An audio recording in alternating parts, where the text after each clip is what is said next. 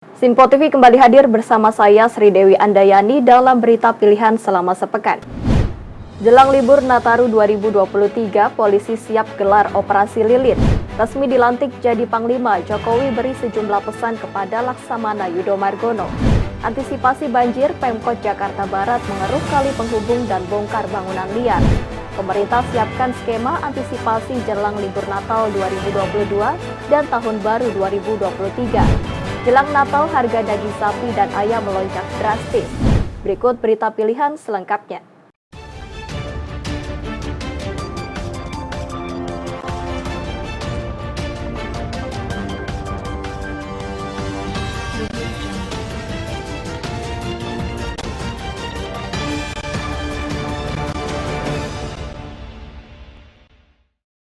Jelang perayaan Natal dan Tahun Baru, masyarakat kembali dihadapkan dengan melambungnya harga kebutuhan pokok di pasar tradisional Kalideres, Jakarta Barat. Harga telur ayam naik menjadi Rp35.000 per kilogram, sementara ayam ras dibanderol Rp55.000 per ekor. Harga sejumlah kebutuhan pokok di pasar tradisional kembali mengalami kenaikan. Salah satunya di pasar tradisional Kalideres, Jakarta Barat. Di pasar ini, satu pekan jelang Natal dan Tahun Baru, harga telur ayam yang semula seharga Rp27.000 per kilogram, kini naik menjadi Rp34 hingga Rp35.000 per kilogramnya. Hal ini membuat sejumlah pembeli yang kebanyakan ibu rumah tangga dan pedagang telur mengeluh karena harga telur yang tak kunjung turun. Ini telur sama bumbu. Harganya berapa sih Bu telur? 17 setengah kilo. Setengah kilo. Kalau sekilonya berapa? 34. Bukan jelang Natal dan Tahun Baru ini harga meningkat nih nantinya nih Bu. Nah, perasaan Ibu sendiri sebagai masyarakat seperti apa Bu? Ya berat sih ya, pengennya sih normal aja. Kayak biasa gitu. Ini makin lama makin naik. Kasihan juga konsumen, maksudnya keadaan seperti ini malah telur naik, semuanya naik.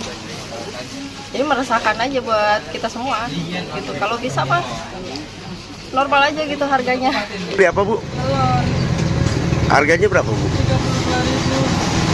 35.000. Sebelumnya berapa Ibu? Sebelumnya 27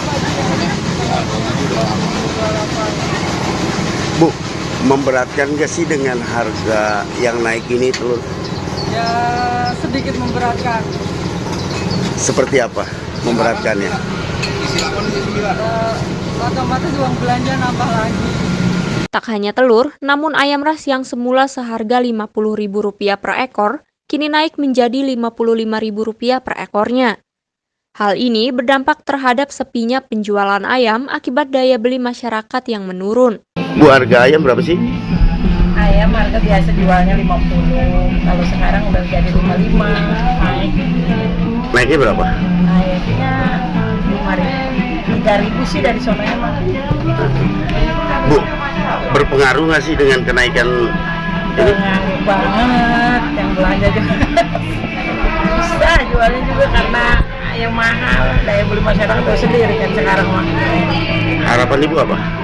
Ya kita sih pengennya harga-harga stabil aja ya, jangan naik-naik terus biar terjangkau sama masyarakat. Masyarakat berharap agar pemerintah segera mengambil langkah untuk menstabilkan harga kebutuhan pokok di pasaran. Dari Jakarta, Tim Liputan melaporkan untuk Simpo. Guna mengantisipasi musibah banjir, Pemkot Jakarta Barat melakukan pengerukan kali penghubung dan membongkar bangunan liar bantaran kali, Jalan Sumur Bor Kalideres, Jakarta Barat.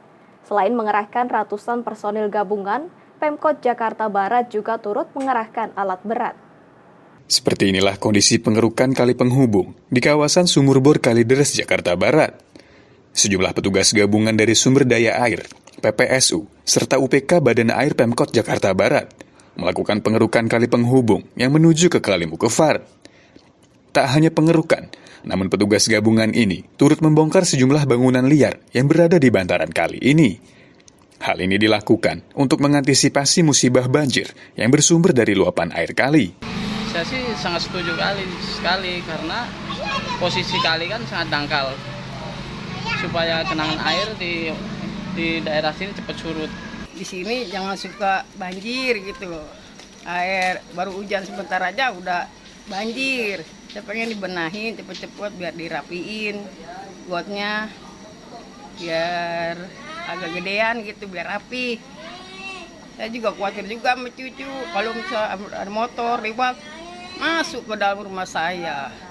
Saya pengen dibenahin cepet-cepet dirapiin ini, kampung sini. Juga sih kalau misalnya itu ya sering-sering dah kalinya dikeruk gitu, biar supaya jangan terjadi banjir di kampung sini, di dalam ini. Rencananya, pengerukan air di kali ini akan terus diupayakan untuk menghindari musibah banjir memasuki musim penghujan. Dari Jakarta, Tim Liputan melaporkan untuk Sinpo TV. Sebagai bentuk tindak lanjut dan wujud konkret koordinasi lintas sektoral dalam rangka pengamanan libur Natal dan Tahun Baru, Polri akan menggelar kembali Operasi Lilin pada 22 Desember 2022 hingga 2 Januari 2023 mendatang.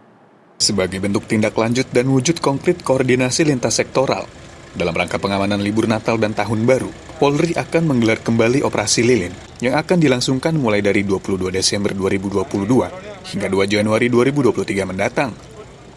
Sejumlah petugas gabungan juga akan turut diturunkan dalam operasi tersebut, yakni dari instansi TNI, Kementerian Kesehatan, Dinas Perhubungan, serta lembaga-lembaga terkait lainnya. Kadif Humas Polri Irjen Pol Dedi Prasetyo menyampaikan, operasi lilin kali ini akan menargetkan pengamanan di sejumlah titik, seperti tempat-tempat ibadah dan fasilitas umum dari ancaman aksi teror di seluruh Indonesia. Sebagai pelengkap, guna menunjang mobilitas dan melayani masyarakat menjelang libur Nataru, Polri juga akan mendirikan sejumlah pos terkait, yakni seperti pos pengamanan, pos pelayanan, hingga pos terpadu di beberapa lokasi. Bahwa operasi lilin akan kita gelar dari mulai tanggal 22 sampai dengan 22 Desember sampai dengan tanggal 2 Januari 2023. Rencana untuk pelaksanaan gelar pasukan itu akan dilaksanakan serentak di seluruh Indonesia, yaitu tanggal 22 Desember yang akan datang. Jumlah personil yang dilibatkan untuk Polri sendiri ada 102.000. Kemudian lainnya ada rekan-rekan dari TNI, kemudian dari kementerian lembaga lainnya, dari Dinas Perhubungan, kemudian dari Kesehatan, kemudian dari Jasa Marga, dan lain sebagainya. Ya, termasuk kemarin dari Pak Menteri Agama juga menyiapkan 200.000 banser ya, yang ikut bersama Polri dalam rangka untuk mengamankan gereja, ya, baik pada saat pelaksanaan misa malam Natal dan juga misa Tahun Baru. Ya, jadi Polri bersama teman-teman TNI juga dibantu oleh rekan-rekan dari Banser, ya, termasuk pengamanan internal dari pihak gereja akan mengamankan seluruh rangkaian kegiatan ibadah saudara-saudara kita umat Kristiani. Dari Jakarta, Tim Liputan melaporkan untuk Sinpo TV. Laksamana Yudo Margono resmi dilantik menjadi Panglima TNI pada Senin 19 Desember 2022. Presiden Jokowi sampaikan sejumlah pesan kepada Yudo Margono untuk jaga kedaulatan dan kesatuan NKRI. Usai menjalani fit and proper test dengan Komisi 1 dan disahkan menjadi calon Panglima TNI oleh DPR, Laksamana Yudo Margono kini resmi dilantik menjadi Panglima TNI oleh Presiden Joko Widodo di Istana Negara. Presiden Jokowi pun berpesan agar Laksamana Yudo Margono dapat menjalankan tugasnya sebagai Panglima TNI sebaik-baiknya dengan menjaga kedaulatan NKRI, mempertahankan kepercayaan masyarakat, serta meningkatkan profesionalisme di tubuh TNI. Ya, tadi baru saja telah kita lantik Laksamana TNI Yudo Margono samping saya sebagai Panglima TNI, dan saya sudah pesan ke Panglima TNI untuk yang pertama menjaga kedaulatan NKRI, yang kedua menjaga persatuan dan persatuan kita. Kemudian juga menjaga, mempertahankan dan meningkatkan kepercayaan masyarakat kepada TNI yang sekarang ini sudah paling tinggi. kepercayaan itu harus dijaga terus dengan profesionalisme di tubuh TNI yang terus harus ditingkatkan. Saya rasa itu yang ingin saya sampaikan. Selain itu, memasuki politik menjelang pemilu 2024, Jokowi juga berpesan kepada Yudo untuk menjaga netralitas anggota TNI, lantaran stabilitas keamanan dinilai lebih penting dalam rangka pembangunan negara. Pak Yudo menjanjikan. Ya, juga menjaga, yang paling penting menjaga netralitas TNI agar tidak ketarik-tarik dalam politik praktis yang penting, karena dan pentingnya sinergi antara TNI dan Polri dalam menjaga kondusivitas negara kita, karena ini juga penting. Stabilitas politik, stabilitas keamanan itu penting dalam rangka pembangunan negara kita, dalam rangka pertumbuhan ekonomi kita dalam situasi yang tidak pasti karena ketidakpastian global. Dari Jakarta, Tim Liputan melaporkan untuk Sinpo TV. Jelang perayaan Natal, pernak-pernik Natal mulai diburu konsumen di Pasar Pagi Tambora, Jakarta Barat. Banyaknya pembeli membuat omset penjualan pedagang aksesoris Natal di lokasi meningkat hingga 80%. Hari Raya Natal tinggal menghitung hari.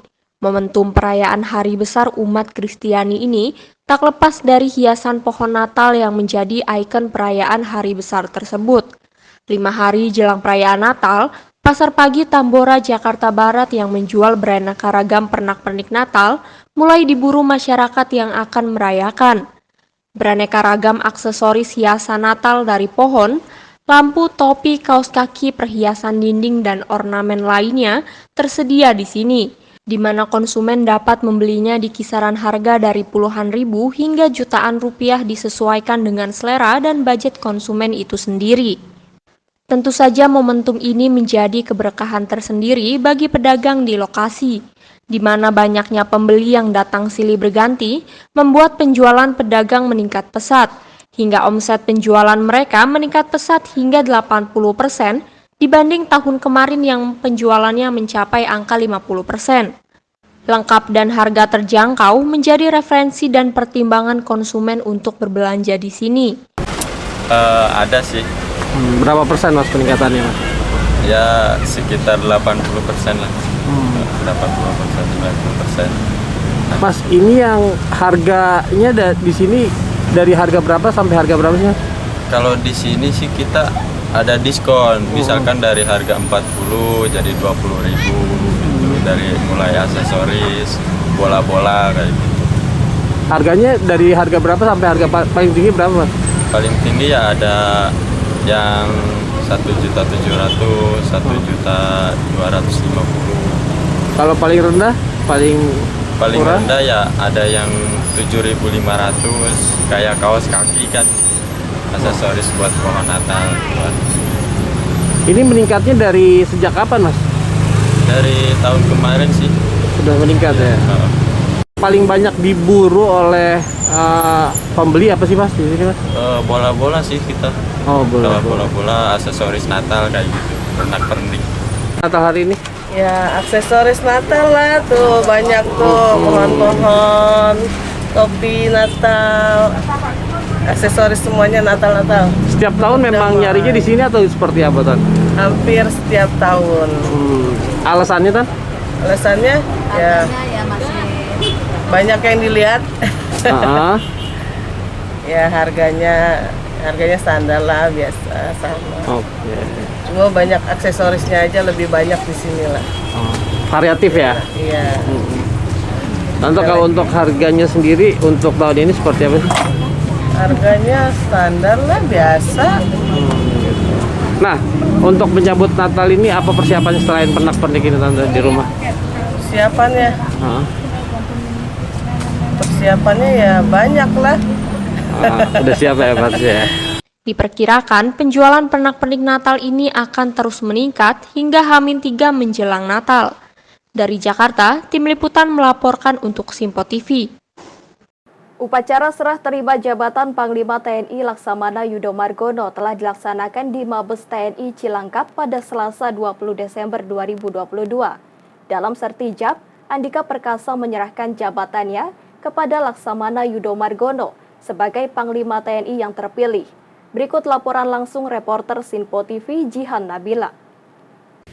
Upacara serah terima jabatan Panglima TNI dari Jenderal Andika Perkasa kepada Laksamana Yudo Margono telah selesai dilaksanakan hari ini, Selasa 20 Desember 2022, yang mana pada upacara serah terima jabatan tadi dimulai pada pukul sekitar 10.00 waktu Indonesia Barat yang berlangsung di Markas Besar TNI Cilangkap, Jakarta Timur.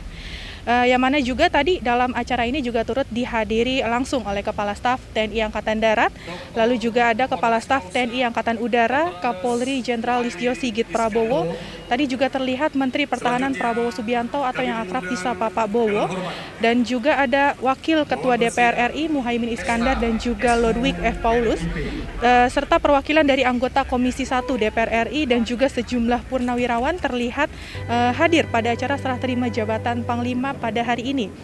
Pada pelaksanaan upacara tersebut yang bertindak sebagai inspektur upacara sendiri adalah Jenderal Andika Perkasa dan juga Panglima TNI Laksamana Yudo Margono. Kemudian dilanjutkan dengan prosesi serah terima jabatan Panglima TNI kepada Laksamana Yudo Margono. Ini ditandai dengan penyerahan Panji TNI Tri Dharma Eka Karma dan penandatanganan naskah serah terima jabatan. Lalu juga acara serah terima jabatan Panglima TNI ini juga merupakan keputusan dari Presiden Republik Indonesia nomor 91/TNI/2022 tentang pemberhentian dan pengangkatan Panglima TNI yang telah ditetapkan pada tanggal 19 Desember 2022. Tadi juga Panglima TNI Laksamana Yudo Margono juga mengatakan bahwa dirinya ini akan konsisten dan akan melanjutkan program-program maupun pembangunan yang sudah dilaksanakan oleh Panglima TNI sebelumnya, yakni Jenderal Andika Perkasa. Berikut pernyataan langsung dari Panglima TNI Laksamana Yudo Margono. Baru saja tadi kita saksikan bersama serah terima jabatan Panglima TNI dari Jenderal TNI Andika Perkasa pada saya, yang ditandai dengan penyerahan panji dan tanda tangan serah terima. Kemudian juga bersamaan dengan acara ini dilaksanakan juga serah terima Ketua Umum Dharma Pertiwi. Dan nanti akan kita lanjut juga kegiatan bisa sambut dan pelepasan beliau seperti tradisi yang selama ini sudah kita laksanakan. Kemarin kita sudah melaksanakan pembacaan memorandum dan entry briefing, ulangi exit briefing, dan tentunya di dalam memorandum ada kegiatan-kegiatan yang telah, sedang, dan akan dilaksanakan nantinya pada tahun 2023. Dan saya sudah menerima nanti tentunya kegiatan yang sedang akan kita lanjutkan, yang akan tentunya juga karena sudah menjadi program akan saya lanjutkan program yang akan dilaksanakan nanti pada tahun 2023. Intinya sesuai kemarin yang sudah saya sampaikan di dalam press release kepada rekan media semuanya, dunia saya akan konsisten untuk melanjutkan program-program maupun pembangunan yang sudah dilaksanakan oleh Jenderal Andika Perkasa dan nanti menjadi program saya ke depan. Dan saya ucapkan selaku Panglima TNI, seluruh prajurit TNI, saya mengucapkan terima kasih atas jasa beliau selama menjabat sebagai Panglima TNI. Dan ini menjadi kebanggaan bersama, dan tentunya nanti akan saya lanjutkan di dalam saya menjabat sebagai Panglima TNI. Dari Jakarta, Jihan Nabila Depananda melaporkan untuk Simpo TV. Pemerintah telah melakukan rapat terbatas mengenai persiapan Natal 2022 dan Tahun Baru 2023 di Istana Negara pada Selasa 20 Desember 2022.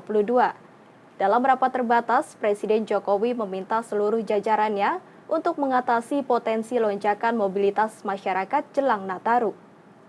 Menteri Koordinator Bidang Pembangunan Manusia dan Kebudayaan atau Menko PMK Muhadjir Effendi mengungkapkan puncak arus mudik pada Natal tahun 2022 diprediksi akan terjadi mulai tanggal 23 hingga 24 Desember.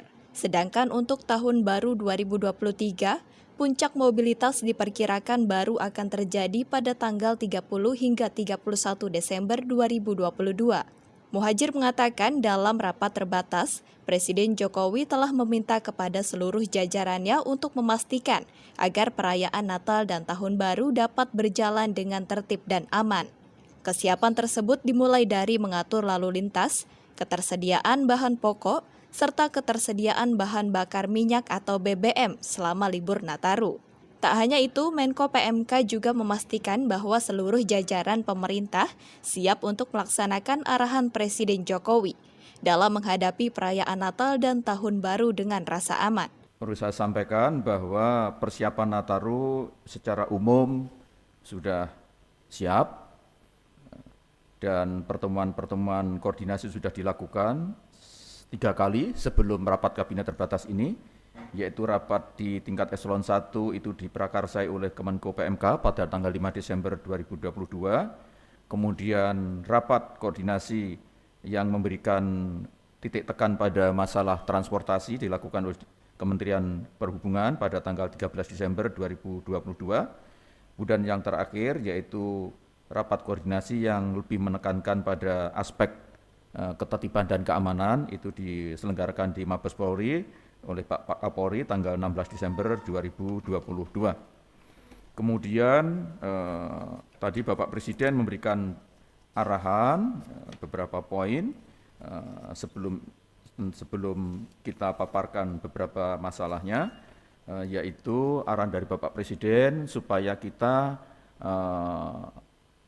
memberikan perhatian yang khusus, hati-hati karena berdasarkan survei, potensi yang akan melakukan mobilitas dari satu tempat ke tempat lain selama Nataru ini ada sekitar 44 juta orang lebih, dan ini perlu disiapkan oleh seluruh sektor yang terkait. Bapak Presiden juga mengingatkan tentang ketatalaksanaan lalu lintas, dan nanti Pak Kapolri akan bisa menjelaskan lebih lengkap. Kemudian yang kedua yaitu kesiapan dari supply dan pasokan dan ketersediaan dari bahan-bahan pangan, bahan-bahan pokok yang diperlukan selama Nataru. Kemudian yang ketiga yaitu ketersediaan dan kelancaran pasokan bahan bakar minyak BBM. Kemudian yang terakhir yaitu masalah keamanan, baik pengamanan di dalam kegiatan peribadatan sehingga bisa menjamin kegiatan peribadatan yang dilakukan oleh umat Kristiani pada Natal itu berjalan dengan baik, tertib, aman, dan betul-betul bisa hikmat sesuai dengan tujuan dari ibadah itu sendiri. Kemudian juga keamanan dalam masalah perayaan Tahun Baru tahun 2023. Dari Jakarta, Tim Liputan melaporkan untuk Sinpo TV. Jenderal TNI Andika Perkasa resmi melepas masa jabatannya sebagai Panglima TNI periode 2021-2022. Andika mengatakan penilaian atas tugas yang telah dijalankan bukan semata-mata miliknya. Selain itu, Andika juga turut memberikan saran kepada Panglima TNI baru yakni Laksamana Yudo Margono. Mantan Panglima TNI periode 2021-2022 Jenderal Andika Perkasa melepas masa jabatannya sebagai Panglima TNI dan digantikan oleh Laksamana Yudo Margono yang dilantik Presiden Joko Widodo pada Senin 19 Desember 2022 di Istana Merdeka, Jakarta. Andika pun mengungkapkan perasaannya setelah mengakhiri jabatannya sebagai Panglima TNI sekaligus masa dinas aktifnya sebagai prajurit di TNI usai pelaksanaan upacara serah terima jabatan Panglima TNI yang digelar di Markas Besar TNI Cilangkap, Jakarta Timur pada Selasa 20 Desember 2022. Jenderal Andika Perkasa menyampaikan penilaian atas tugas yang telah dijalankannya selama ini sebagai Panglima TNI bukanlah miliknya melainkan orang lain. Selain itu, Andika juga mengucapkan selamat kepada Panglima TNI Laksamana Yudo Margono. Dia juga menyarankan agar Yudo untuk mengenali terlebih dahulu kesatuan-kesatuan lain yang akan ia pimpin nanti sebagai proses adaptasi. Saya merasa lega, saya menyudahi dinas aktif saya di TNI sejauh saya berusaha. Penilaian itu bukan punya saya, itu punya setiap orang untuk menilai. Yang penting saya bersama istri dan keluarga saya sudah menyelesaikan tugas saya sampai dengan akhir. Dari Jakarta, Jihan Nabila Depananda melaporkan untuk Sinpo TV. Warga kampung Pondok Manggis, Desa Bojong Baru, Kecamatan Bojonggede, Kabupaten Bogor, Jawa Barat, dihebohkan dengan penemuan granat nanas di sekitar area pemakaman keluarga. Benda tersebut pertama kali ditemukan oleh seorang warga usai menggali kuburan warga yang baru meninggal. Benda tersebut kini sudah diledakkan tim gegana dari Makobrimob Kelapa II Depok, Jawa Barat. Inilah granat nanas yang telah digaris polisi tergeletak di area pemakaman warga di Kampung Pondok Manggis, Desa Bojong Baru, Kecamatan Bojonggede, Kabupaten Bogor. Benda tersebut ditemukan pertama kali oleh warga bernama Marzuki usai menggali kubur hendak dimakamkan di area di mana ditemukan benda mirip granat nanas tersebut. Pada Selasa malam, tim gegana langsung mendatangi lokasi. Setelah dicek dipastikan benda tersebut merupakan granat nanas yang aktif sehingga dievakuasi. Saat proses evakuasi, warga pun dilarang mendekat. Bahkan benda tersebut langsung dibawa ke area yang jauh dari pemukiman untuk diledakkan. Dalam hitungan mundur 5-1 akhirnya terdengar suara ledakan yang begitu keras. Saat ditemukan benda tersebut bebarengan dengan ada warga yang meninggal dunia yang hendak dimakamkan di lokasi itu. Meskipun begitu, pemakaman tetap dilakukan di tengah penemuan granat tersebut. Apa emang sih, Bu? Itu mah pun bangku, Pak, biasa pun kemang biasa. Tanah-tanah biasa, Pak, nggak ada tanah angker-angker gitu, tanah rawan-rawan nggak ada di sini, mah, Pak. Tanah milik semua. Tadi pas ditemuin sama yang gali kubur itu warga sempat kaget juga, Bu? Iya, kaget. Ya, kaget mendengar baru ada di sini mah ya ada granat gitu. Siap. Ini warga pada kumpul di sini lagi lihat apa nih, Bu? Katanya mau dianuin itu katanya. Dinakin gitu ya. Siap. Tadi sempat ada rasa takut, Bu ya? Takut, Pak. Ini baru pertama kali atau gimana, Bu? Baru ya, baru, Pak. Nah, jadi tadi kan kami dapat laporan masyarakat menemukan benda mencurigakan, Pak. Setelah kami datang tadi periksa dan kami lihat itu ternyata sejenis granat tangan. Jadi granat tangan. Kemudian tadi dari Polsek Pak Yayat dan rekan-rekan sudah mengamankan. Lalu kami laksanakan pemindahan, Pak, karena kalau di sana kita selesaikan atau kita jinakkan dia terlalu dekat dengan rumah warga. Jadi kita bawa ke sini, ada lapangan yang tidak jauh jarak dari TKP, lalu kita laksanakan pendisposalan, Pak. Hasilnya tadi benda itu tadi, granat tangan tadi, itu berhasil kita disposal dengan sempurna. Hasilnya bagus, tercerai-berai dengan sempurna. Bahan peledaknya juga sudah berhasil kita jinakkan. Untuk saat ini TKP sudah aman, Pak. Jadi masyarakat bisa melaksanakan aktivitas normal sebagaimana mestinya. Artinya bom aktif, Bang? Kalau untuk bom tadi itu bom aktif, Pak.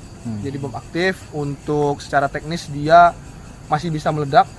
Cuman karena ini udah lama kan, barangnya udah lama, kita nggak bisa pastikan gimana cara untuk meledakkannya lagi. Makanya kita laksanakan disposal. Perkiraannya dari kapan, Bang? Kalau perkiraan tadi kalau saya lihat dari tampilannya, Pak, itu kan udah karatan ya. Itu udah lama, Pak. Udah lama. Itu udah bisa mungkin 5 tahun lebih.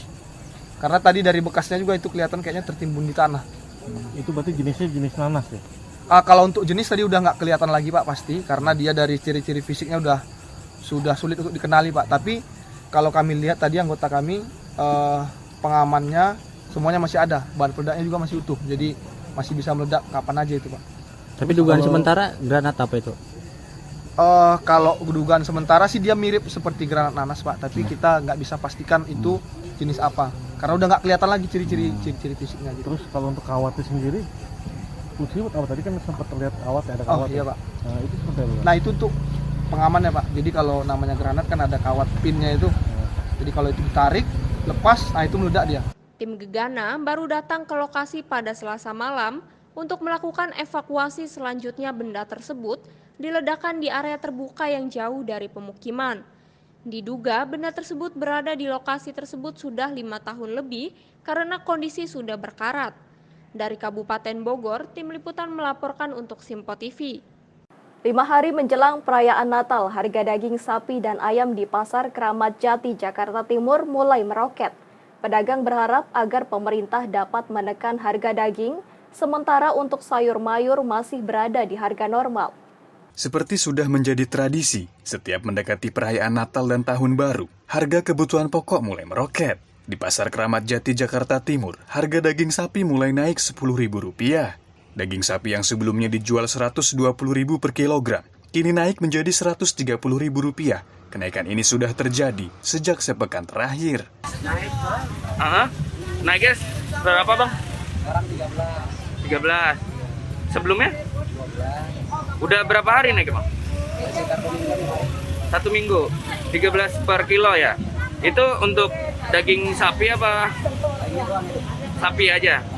Untuk dari pembeli sendiri ada keluhan nggak? Ada. Apa gimana bang? Jual ya susah. Oh. Bisa dia lagi bang. Tapi setiap jelang hari raya emang seperti kayak itu. Ini bakal naik lagi nggak kira-kira? Bakal pasti. Cukup ini nggak bang? Ada pengurangan pembelian dari konsumen? Ada pengurangan. Siap. Harapannya apa bang? Turun lagi lah. Ke 12 lagi. Ya.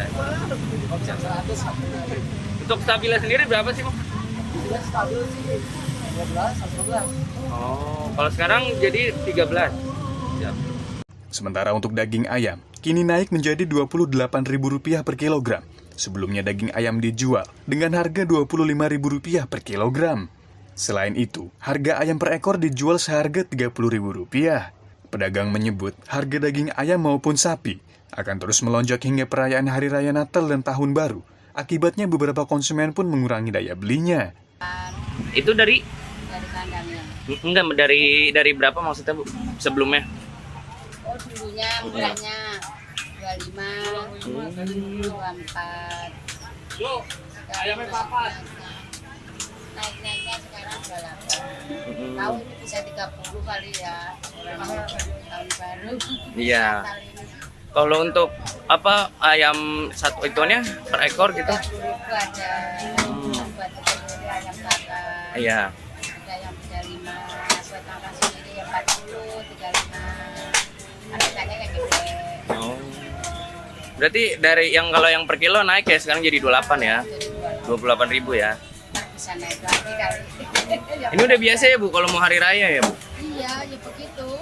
Untuk dari pembeli sendiri ngurangin daya belinya nggak sih Bu? Enggak, enggak. Biasa aja. Kadang-kadang berkurang dikit ya. Kadang-kadang kalau rame ya biasa. Yang 10.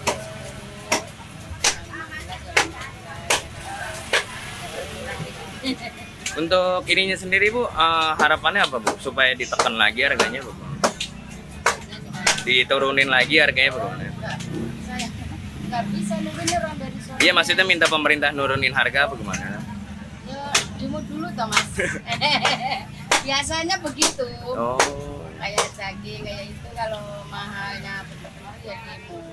Kalau ayam begitu sama. Tapi ini enggak ini. Enggak ada suara kayak gitu. Ada rata. Sedangkan untuk harga kebutuhan pokok lainnya, seperti cabai merah maupun keriting, bawang merah dan putih serta lainnya, saat ini masih berada di harga normal dan belum mengalami kenaikan.